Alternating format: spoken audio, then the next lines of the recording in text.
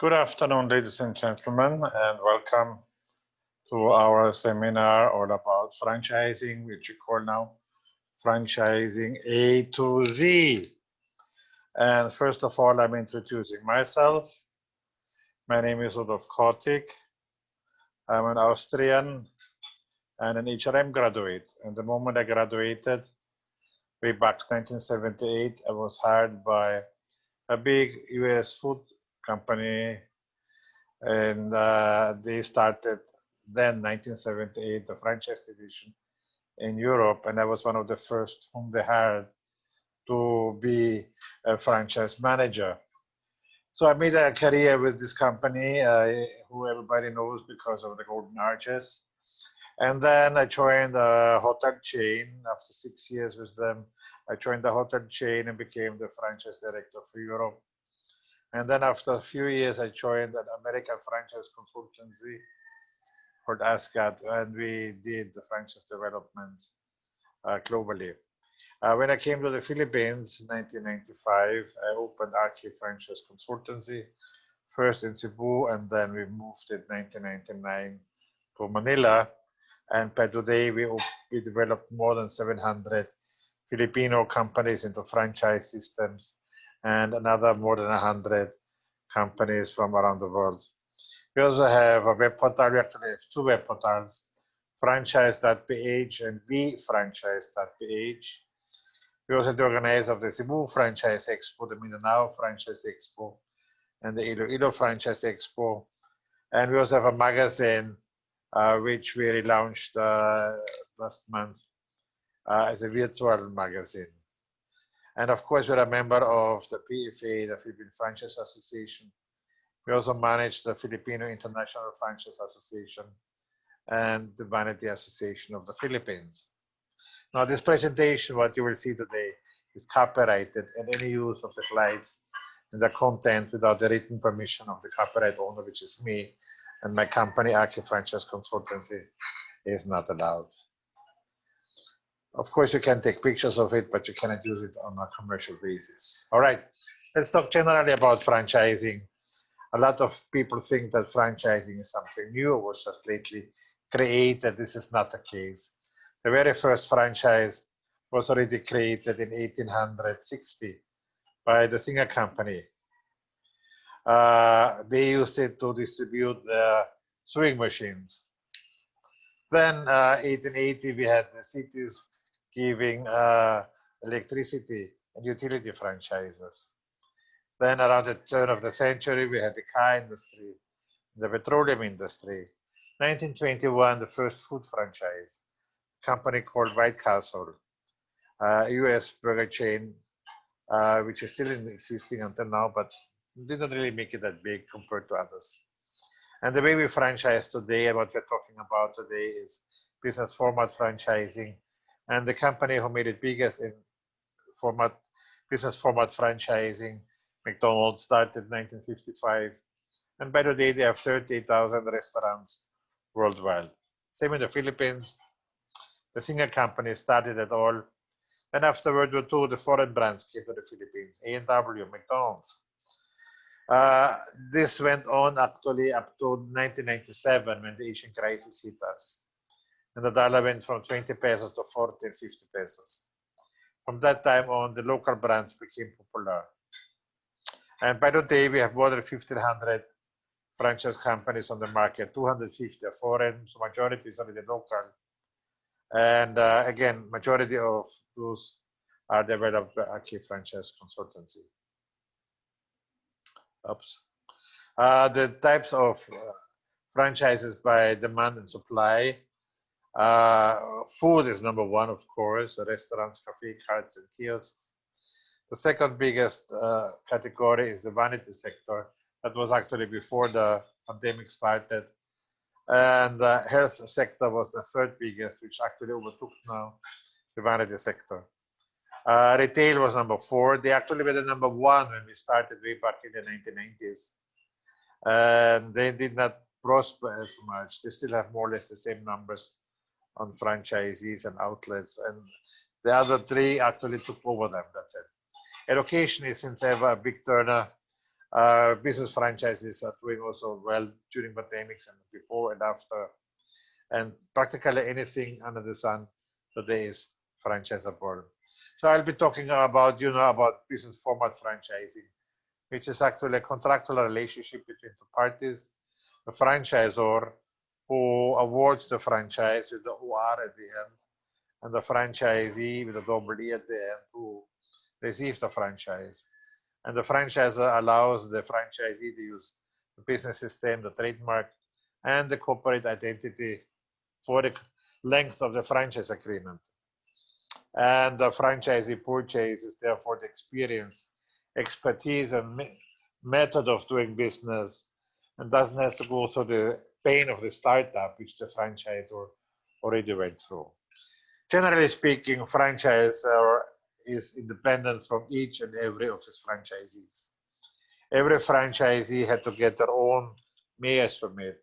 They have to get their own TTI or SEC registration, depends if they're single proprietorship or corporation or partnership. So every franchisee has to get their own LGU registration.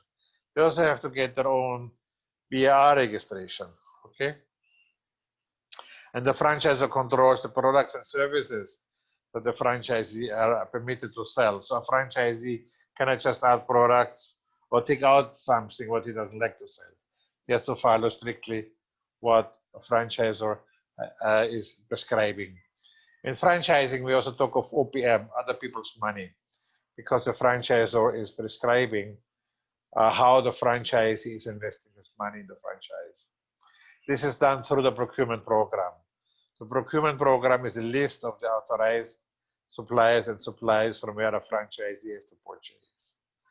And we also talk of a exclusive or protected territory, a radius around the franchise facility, where we don't allow any other franchise company or company outlet to be established. That radius can be very small if it's a big shop or a convenience store, and depends on the complexity of the business and the other circumstances, how far they will be from each other. That can be also if they're mall-based or only in malls, or it can be an area franchise. I'll talk about this later.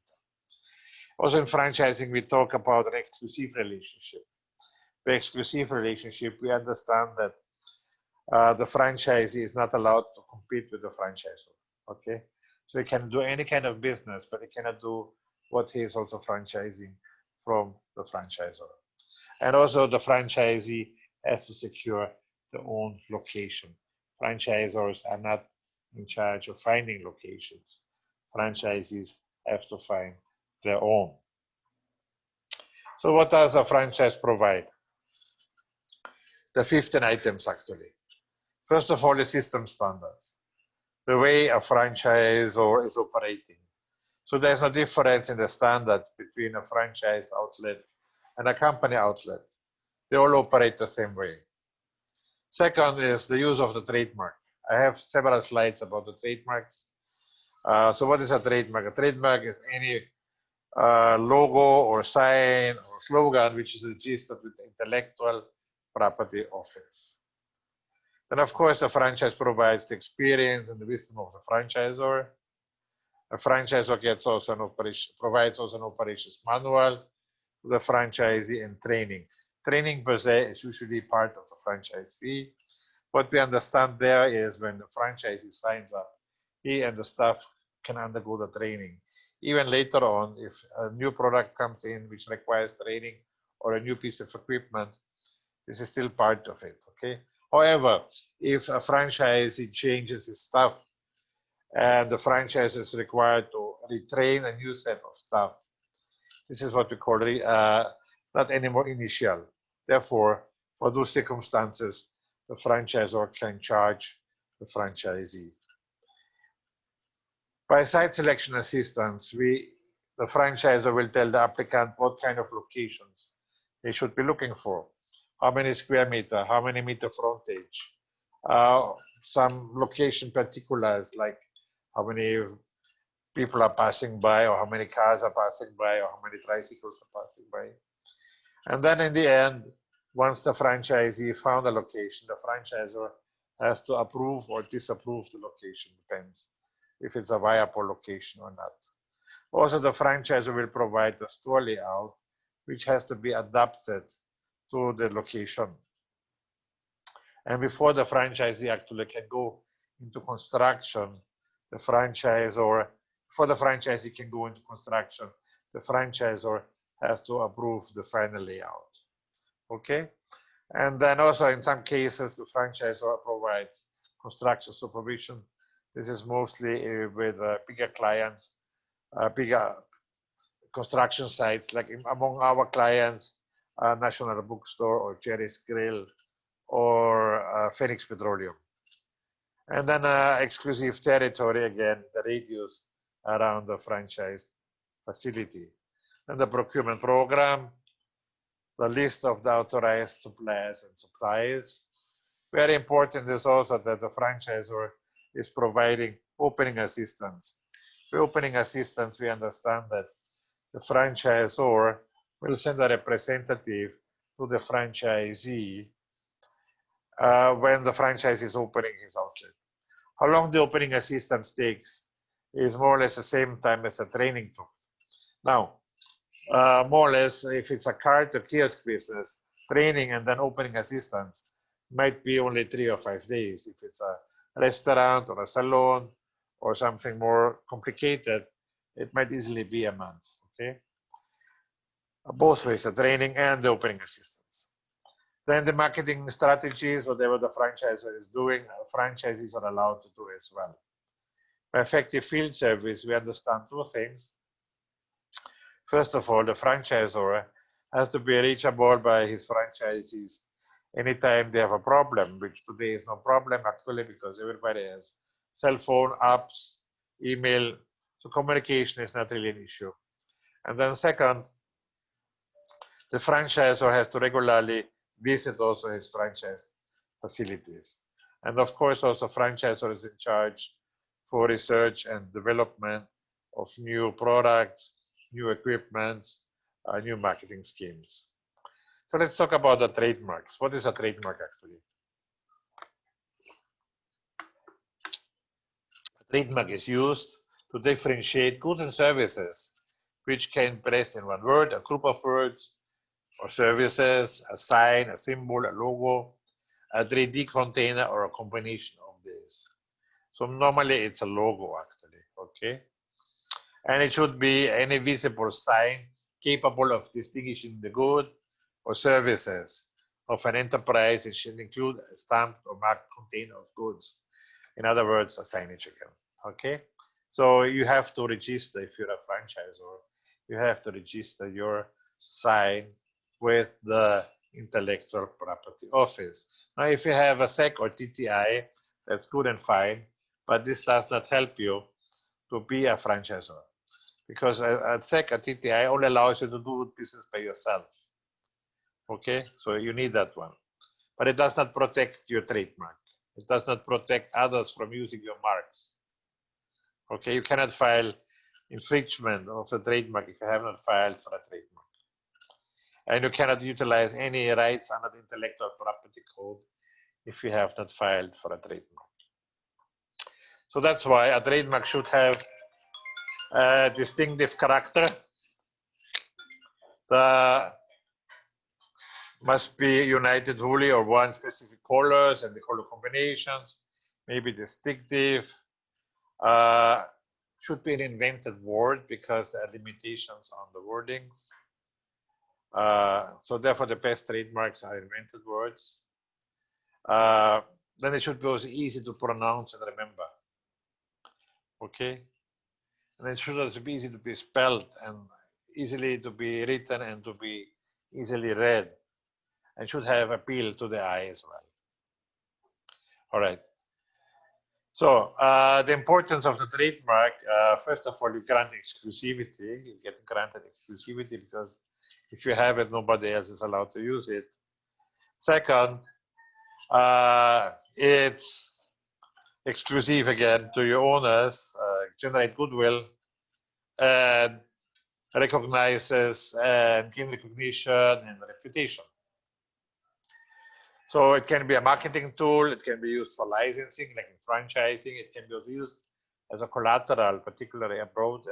Philippine banks don't consider yet much the value of a trademark, but in other countries you can actually use a trademark as a collateral with bank loans.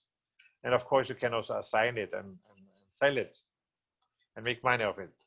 So examples of trademarks, so that we use very prominent, like the word mark, so the word Jollibee, or the symbol of the bee, or a combination of it, like a Meralco. All right. So these are all examples of specific trademarks. So what are the benefits of buying a franchise? You receive a proven profitable system for doing business, okay, because the franchisor made already money with it. Second is the branding.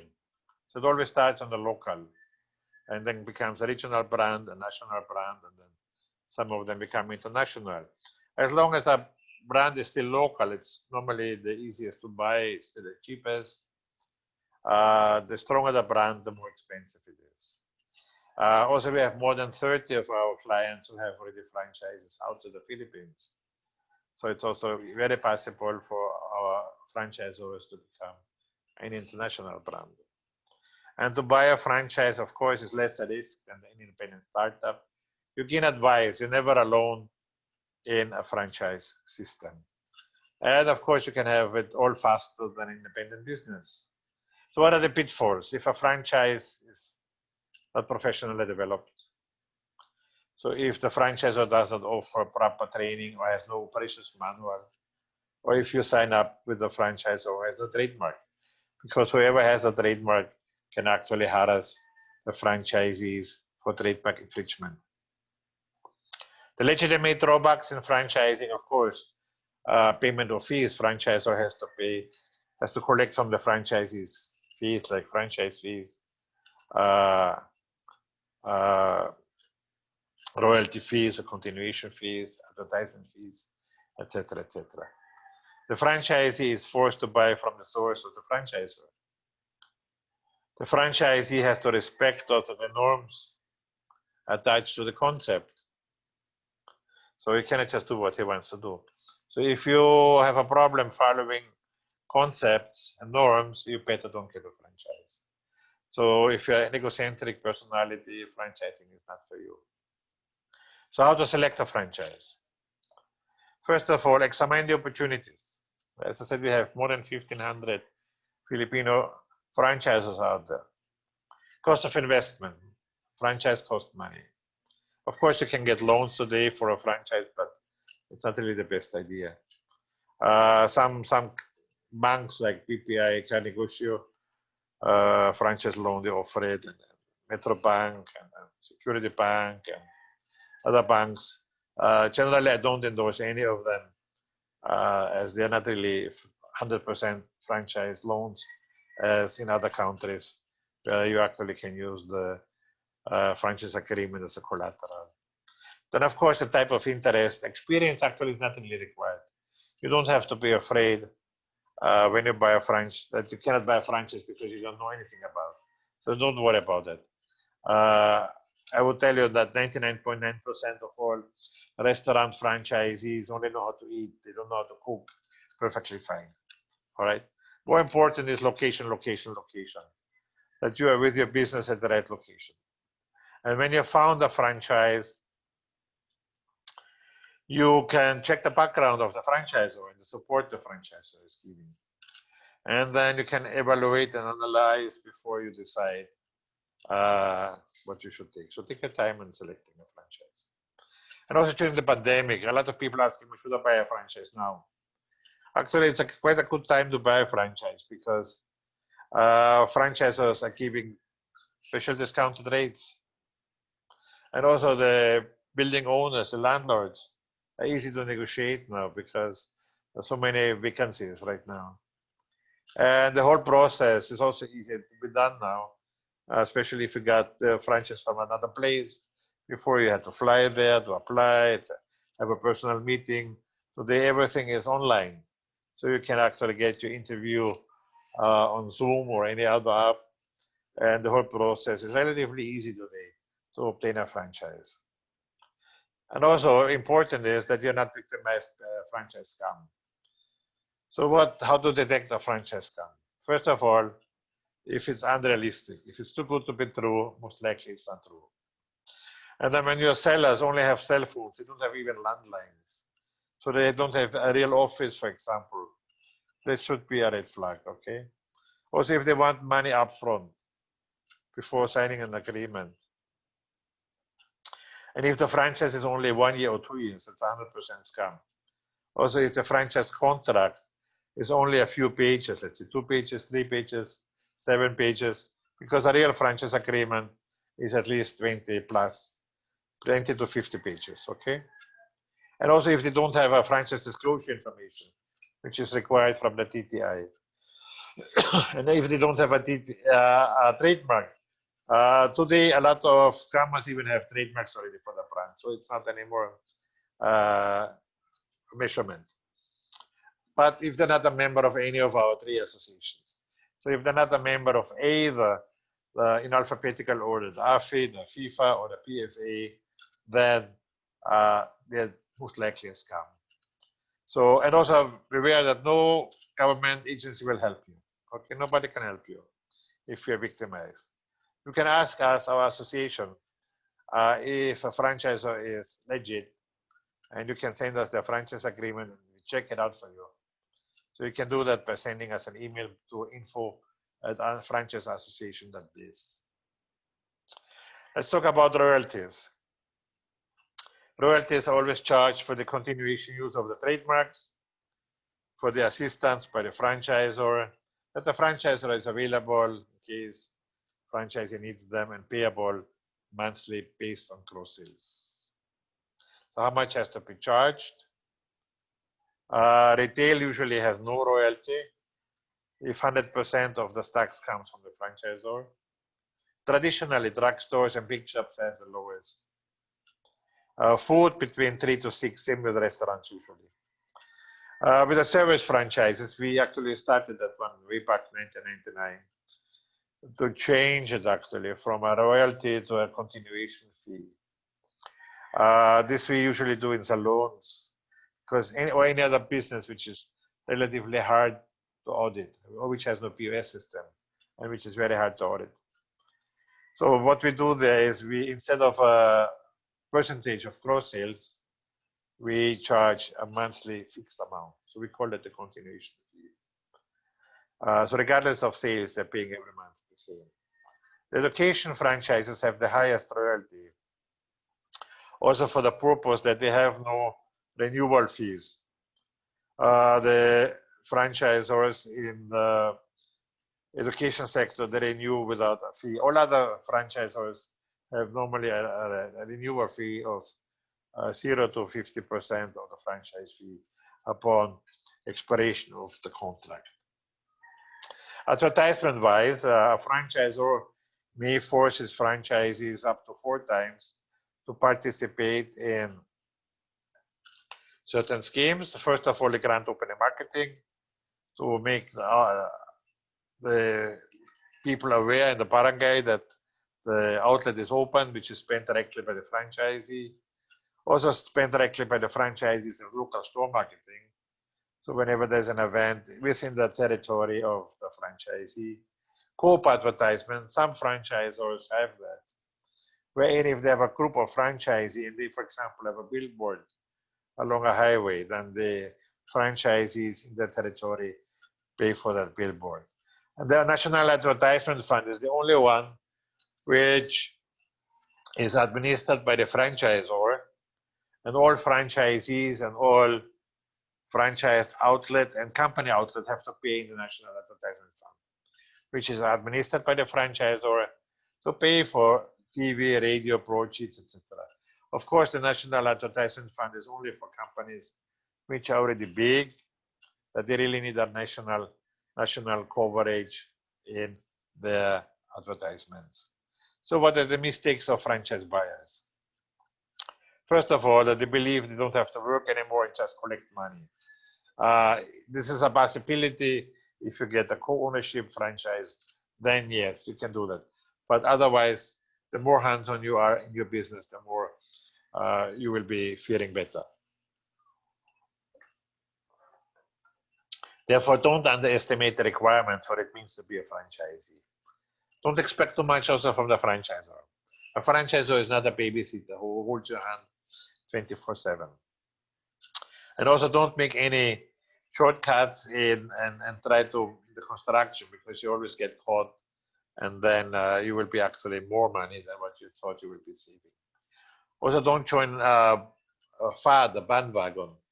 Fads usually only last 2 or maximum 3 years, and then they're gone. A lot of people actually asking me now, ask me this year, if the milk tea businesses are a fads, and I say no, they're not a fads. They actually have established themselves already as a regular business, call it that way. Especially in the pandemic, because in the pandemic, a lot of the milk tea businesses did more business than before. So that's a good sign, actually. So that also secures them the spot in the regular businesses. So they're not a fad. Also, a lot of Filipinos don't want to be the first franchisee in the system, which is wrong. If you want to buy a franchise, you're better off if you are the first franchisee in the system, particularly if it's properly developed. Because if you're the first one, first of all, you get a TLC treatment from your franchisor. And most likely the franchise fee is lower, and royalties or continuation fees are lowering also. So don't compare only franchise fee, but the total investment through the years. Geographically, we have 3 types of franchises. First of all, the unit franchise. So a unit franchise means it rights to 1 outlet. So normally 3 to 15 years for franchise contract. Normally standard for a store is 5 to 10 years. Some kiosks have 3, cards have 3 to 4, but only covers 1 outlet. Then by the area franchise, as the name says, you get a geographical territory. It can be a province, city, or portion of it. The franchisee may be required to follow a development program, which means he has to open a certain number of outlets in a certain period of time. Let's say like 3 outlets in 5 years or 2 outlets in 3 years. All right? To be the exclusive for the territory, which can be, as I said earlier, province, a city, or a region, not bigger, still within the country. But the rights to the whole country, we call that a master franchise. So in the Philippines, all the foreign brands are a master franchise. But as I said, also more than 30 of our clients have already master franchises outside the Philippines. So again, if you buy a master franchise from abroad, you will have to file a development program. So you have to open a certain number of outlets in a certain period of time. But you might be allowed to sub-franchise. So if you are allowed to sub-franchise, it means the master franchisee becomes the franchisor for the country and is allowed to sell franchises to third parties. Let's talk about the steps to a franchise. First of all, if you're interested, request for a franchise kit. Then you fill up the confidential questionnaire and send it to the franchisor with your letter of intent. The franchisor will meet you and discuss the franchise details. Then you will be evaluated. And then either approved or disapproved. If you are disapproved, then that's the end of the story. If you're approved, you will receive the franchise disclosure information. Then you're ready, then you sign a memorandum of agreement and pay the administration fee. And then it depends if it's inside a mall or outside the mall. If it's outside the mall, once you have the location found, franchisor will approve it or disapprove it. And you can proceed to step 9. If it's inside the mall, before you get an approval, or before you can sign actually the franchise agreement, the franchisee applicant has to apply with the mall. And you can only sign the franchise agreement once the mall approves the concept, when the mall gives a lease offer. Because if the mall gives a lease offer, that means they approved your concept. All right, then you can sign the franchise agreement and pay the franchise fee. Then you set up the facility, undergo the training, and you have your opening assistant and the grand opening. So what is that? The franchise disclosure information. This is actually something which is required from the TTI with Bureau Order 1024 of 2010. We provide this all our clients, and this is only given to people who have been approved as a prospective franchisee. And that contains the franchise details, the menu, the services, the product list, the initial investment and the projected P&L, a copy of the trademark, a copy of the association membership, list of the company and the franchise outlets, and the memorandum of agreement, the franchise agreement, so that franchise applicants can read it before they sign it. I'll explain you shortly now what this franchise agreement contains. Every franchise agreement is actually tailored to our clients if you do it for them. So I'll explain you now the topics only because the details change from time to time. But a good franchise agreement is at least 25 up to 50 pages actually. So the first paragraph is the appointment and the franchise fee. We are talking there about the award of the franchise and how much they have to pay. The second is the terms and the renewal. So how many years and the rules for the renewal. So if a franchisee can renew actually the agreement if he is updated with the payments, if he's updated with the looks, with the trainings, if he was a good franchisee during the whole initial period, then he has actually the chance to get a renewal.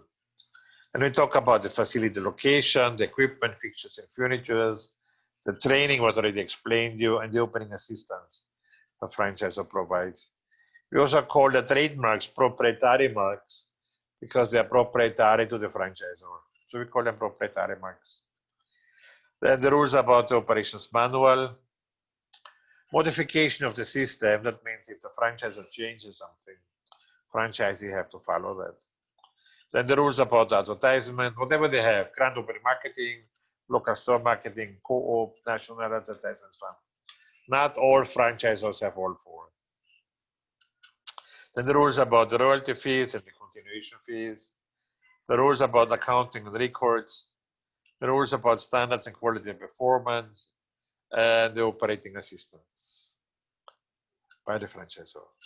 Then the rules about insurance, covenants. Covenants means exclusivity. So the franchisee is not allowed to compete with the franchisor and himself. Then we have a clause about all the reasons where a franchisee can be in default and terminated. For example, because he did not pay the landlord, or he did not pay the franchisor, or he did not follow the procedures. Normally, we don't immediately terminate a franchisee. We have a process called curing. So we send the franchisee a letter to cure. If he cures himself, then life goes on. If he does not cure himself, the franchisee can actually take over and cure the deficiencies of the franchisee, and afterwards returns it to the franchisee. Worst case scenario, of course, is termination of the franchise agreement. Then when it comes to the termination of the franchise agreement, there are certain rights and duties as well. Like a franchisee, once he's terminated, is not allowed to use anymore the trademarks. As a matter of fact, even has to return the signatures to the franchisor. He's not allowed to use the location for the same kind of business afterwards, etc., etc. The next paragraph is the transferability of interest. And that means that the franchisee can actually sell his business. He can find his own buyers. Franchisor may approve them, and once he approves them, you sign a transfer and release agreement. And what they can actually sell only the franchisees to the new buyer is the remaining balance of the contract. So they don't get a new lease of life, but just continue the existing term of the contract. Then also in case the franchisee dies, the heir can take over and operate it, or they can sell it in accordance with the transferability of interest rule. Anyway, the franchisor always has the right of first refusal. Other legal agreements, we have the memorandum of agreement, which is a pre-contract, uses today every time. The agreement with the landlord, which is a tripartite agreement between franchisor, franchisee, and the landlord, which is used sometimes, which guarantees the location for the franchisor in case franchisee screws up with the landlord or with the franchisor. Guarantee and assumption of obligation we usually use if the franchisee does not earn his own money and got the franchise as a gift. Then we let the giftee sign a guarantee. And as I said earlier, the transfer and release agreement is used if the franchisee sells his business. So this is between franchisee, the buyer, and the franchisor. So some of you are listening today because they have in mind of franchising their business. Is your business franchisable? First of all, your business should be in operation for at least 1 year or beyond the trial and error stage, or should have achieved its payback period. And the business should be able to be copied according to the systems. And it has to be proven profitable and credibility to its client. And there should be also need of your business in other places. So don't franchise your business if you don't have a prototype. You need at least one outlet for at least 3 reasons. First of all, to show it off to prospective franchisees. Second, for training. And then third, for research and development. So you need at least one outlet. If you have more outlets, the more outlets you have, the more you look positive to the franchise applicants. They find this more attractive if you have more outlets. But generally, one would do. If your business is failing, if you think your franchises will sink along with you, it's not really a good idea. If the business depends too much on yourself, if gross margins are very small, not compensated by high volume, if products are a fad, if the skills levels are too high that you cannot teach it within 3 months maximum, or if you do the franchise development by yourself, which usually causes problems afterwards if somebody's doing it by themselves and then get into troubles with franchisees and the law, etc., etc. Easier if you get us from the very beginning. So what are the advantages being a franchisor? You receive a franchise fee every time you sell a franchise. You collect royalties, and you can gain also from selling to franchisees. And you can expand the brand at the speed you want to grow. And you use other people's money in the growth. And of course, you're also less directly involved in the operation because the franchisees are the one running the day-to-day operation of the outlets. And of course, also you can leveraging on a recognized brand name. Best example of that one was India when he sold his Magnazal. So he got so many billions of pesos for 300 stores. So it's amazing just because he owned the brand. Okay. And then therefore also it enhances your business image. Also, if you have more outlets, the more outlets you have, it ensures also constant quality. And if you have a commissary, attain higher productivity, therefore can work with economies of scales, which also helps you reduce the risk of failures. And the stronger the brand, the better you get access to good locations. So if you want to develop your business into a franchise, this is what you need. And this is what we do for our clients actually. First of all, a franchise structure. I do this personally for our clients. This is where we calculate franchise fees and royalties, the length of the agreement, the investment package, payback periods, space and logistic requirements. Then we have a franchisor manual, which is more than 200 pages, which is a guide for companies how to be a franchisor, how to find the franchisees, how to treat them, how to select them, how to treat them, etc., etc. So many useful topics for our franchisors. And the operations manual. The operations manual for, in our case, we have a number of developers so we assign one per company and he will do the whole manual. A good manual is something like 400 to 800 pages usually, and it's broken down into sub-manuals. So the topics of the sub-manuals are the pre-opening manuals, all what a franchisee has to do before they open the business. Second, the administrative manual, all about employees from hiring to firing, and all about the money. And specialty manuals, like kitchen manual for restaurants, or barista manuals for coffee shops, or service protocol for salons. And operating standard manuals from opening to closing every day. And training manuals, and then foreman reports. We make also reports for employees, for inventory, for operation, and reports to the franchisor. And also today we have, in addition to that, the COVID-19 manual on how to operate during these specific times. And on the legal aspect, we have, of course, the franchise agreements, the MOA, landlord agreement, the guarantee and assumption, the franchise lease agreement. Of course, we provide also our clients with area and master franchise agreements. From the marketing side, we have also our in-house graphic team. We design the franchise brochure, the franchise marketing kit, the franchise disclosure, and the franchise website. And we also have our web portals, franchise.ph, where we showcase all our clients. And we also help with the securing of the trademark, marketing assistance, and also help our clients with the applicants, the initial ones. All our clients are member of FIFA, Filipino International Franchise Association. We provide all our clients lifelong free after service. Are a member of the franchise.ph portal. We also feature them in the magazine. We also provide for our provincial franchisors office assistants in Manila. And we have yearly membership meetings.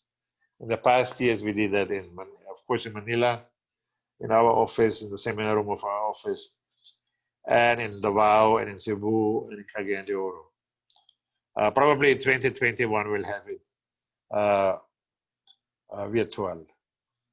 So, alternative business forms to the business format franchise. We also have product franchising, but this is not really very common. This is only used in the beverage industry and in the car industry.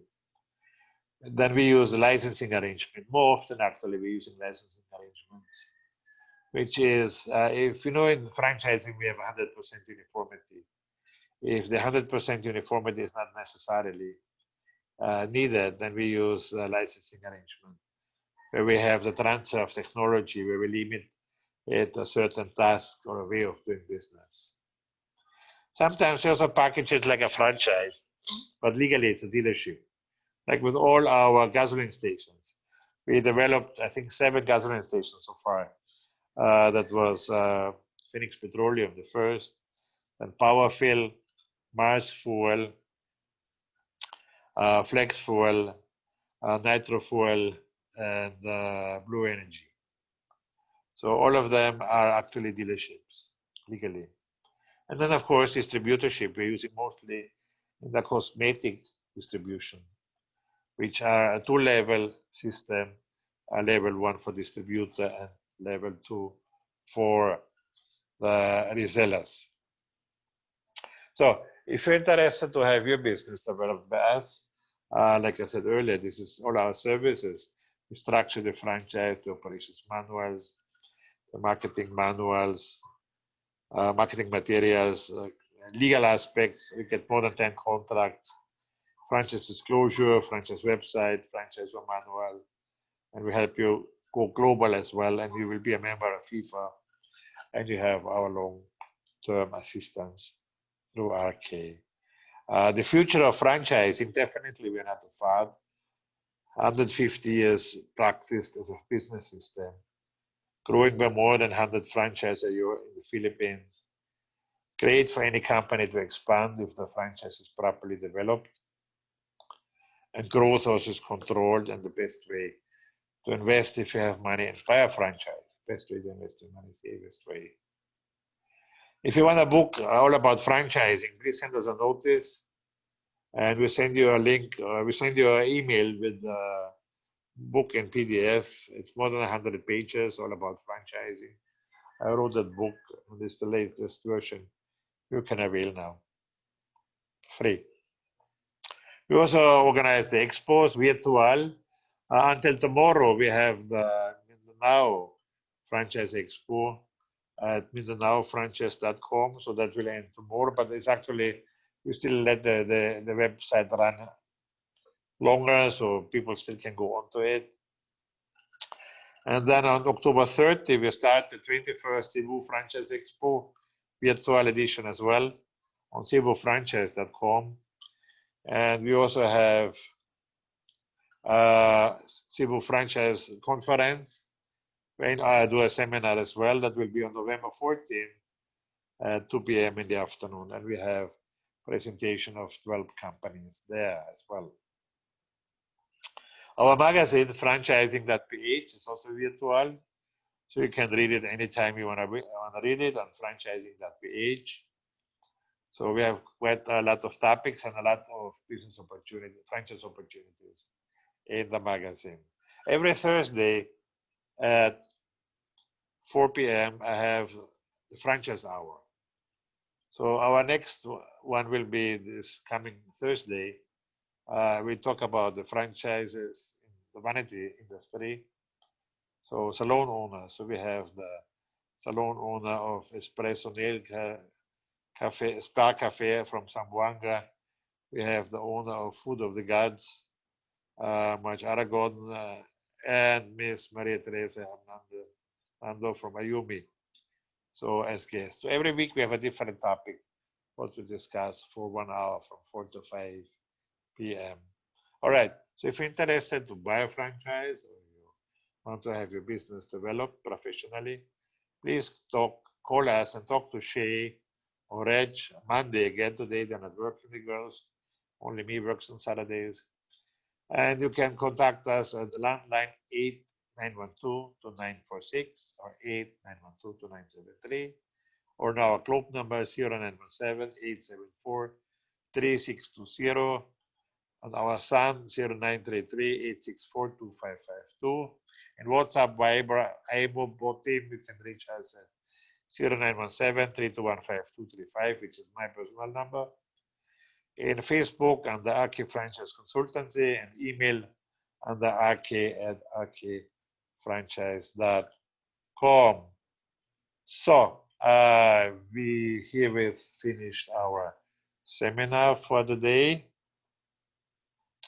And please feel free to call our Regine or Shay on Monday. And if you have any question, please feel free to send us a notice in Facebook or email, or just simply call me 0917-321-5235, and we can be answering all your questions. I would like to thank you so much for listening for today, and I hope I see you soon again in one of our events or with your franchise. Maraming salamat. Takang salamat. Bye-bye.